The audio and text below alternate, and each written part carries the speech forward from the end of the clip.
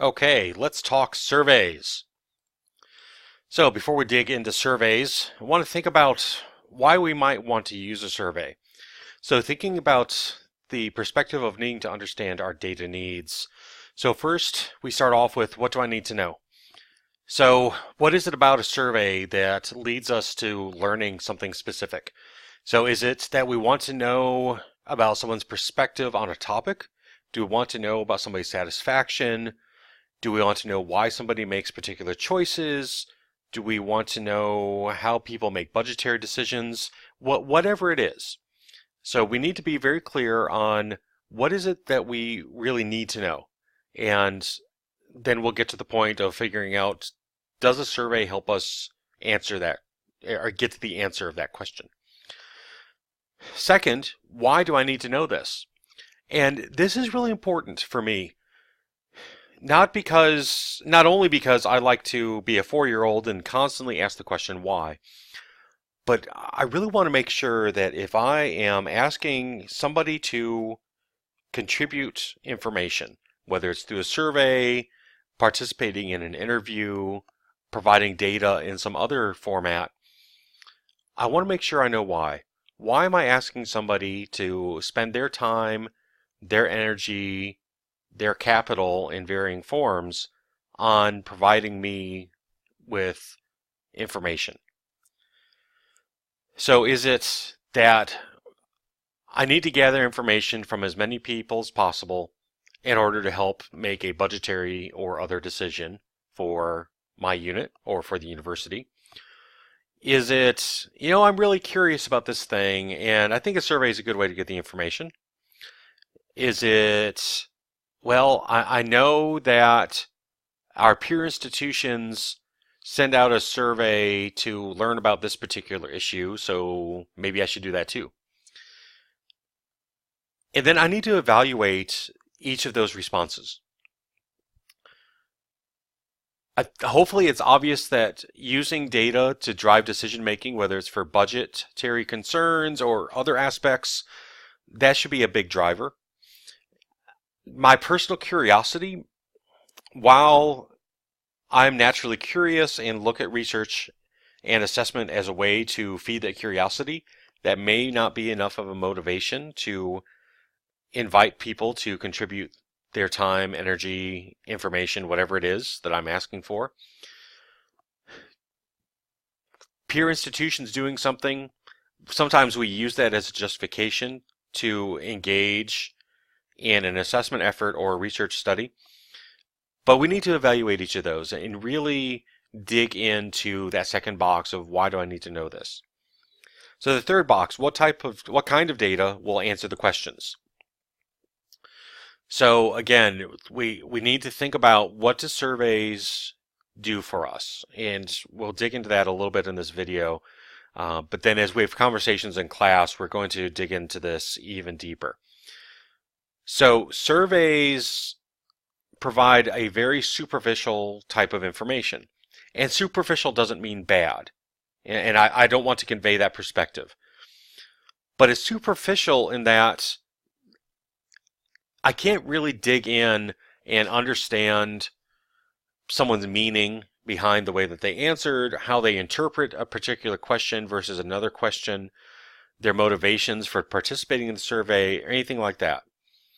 Surveys are best used for answering questions related to people's perceptions of a phenomenon. And that phenomenon could be a service on campus, even their perceptions of the need for a new service or expanded services, their perceptions of satisfaction. So satisfaction is still a type of perception. So satisfaction with a program or service or an event, a program, whatever it might be. And then the last one, where can I find the data? So if the answer is, well, the only way or the best way to find the data is by sending out a survey, then that's the answer. That's why we use a survey. So an example, if I want to understand people's perceptions of how they go about making a choice to buy a new car, I could probably do that by a survey. Maybe I could do that at a little bit deeper level, though, with individual interviews. So a survey isn't always the answer. Sometimes it is one of several alternatives. So we have to weigh those alternatives. And that's something that we're going to dig into both in this video and in our discussions in class. So when it comes to survey instruments, they can typically be seen as falling into one of two categories. On one side are commercial instruments, and by commercial I mean things that have been developed and marketed or distributed, made available widely. And I don't mean they're things that you necessarily pay money for, although there's typically money involved. Commercial instruments could also be things that represent multiple institution studies. So one is the multi-institution study of leadership, benchmarking surveys, such as those by Educational Benchmarking Incorporated, which there are surveys for residence life and Greek life and campus recreation, among other categories within student affairs. Local instruments are those things that we write ourselves. This might be, we want to figure out why or why not students choose to live on campus. And so we ask them some questions about what are they looking for in their housing arrangement, what are key factors that they consider, whether or not they live on campus or have lived on campus, things like that. And there's no right answer or wrong answer when it comes to choosing a commercial instrument versus a local instrument. But there are some important considerations to keep in mind. Commercial instruments are generally tested pretty widely before they're made available. So they've already been, the kinks have been worked out. The way that the questions are worded hopefully have as much bias eliminated from them as possible. That's always a possibility, though, when it comes to developing a survey instrument, is the presence of bias in question wording. With local instruments, unless somebody runs a pilot test, a pilot study first before rolling out the full study and full data collection phase using that local instrument, they're probably not tested. In my experience, a locally developed instrument is run once, and then we find there are problems with it. Maybe it doesn't actually deliver the data that we were hoping for, and we scrap it, and 2 years later we find ourselves in a similar data need, and we develop a new instrument without even really thinking about the previously developed instrument, and it becomes this ongoing cycle. Now, there are some institutions, some student affairs units that do a really good job of developing local instruments, testing them, and using them over time. But again, in my experience, I've not seen a lot of that. I know of some examples, but most of what I've seen and what I hear about from colleagues around the country and Canada is the issue with local instruments is that we usually rush to get something out, and it's through the analysis phase that we find that the instrument ends up not really telling us what we need and providing the data that we needed in the first place. So when is that local instrument preferred over a commercial or purchase instrument? Again, the point of a local instrument is to be able to develop something that is specific and very narrowly tailored to our institutional context. And that's really when a local instrument is preferred. We should not look to local instruments as a means of cost savings versus participating or using a commercially developed instrument or participating in a broader study. So the good, bad, and the ugly of surveys. Some of the pros are that we can reach a wider audience, a large sample with a survey. One of the cons, and we'll touch on this in a little bit more detail, is that response rates are usually not all that great for surveys. A pro with survey is that it does generate numeric data. It's quantitative. And there is still a bias toward quantitative data and the reporting of quantitative results versus qualitative work. So we rely on surveys to provide us quantitative measures of the student experience, perceptions, satisfactions, things of that nature. A con of surveys is that, as I mentioned in the outset of this video, surveys can serve a very specific purpose, but I didn't mention this part yet. We use surveys for unintended things. We try to use surveys as a proxy for a lot of different things, including the measurement of student learning. So we have to be very careful about kind of going back to that data needs slide with those 4 boxes. What is it? What is the question we're trying to answer? What is it that we really need to know? Why do we need to know it? And can a survey really answer those questions that we're trying to get at?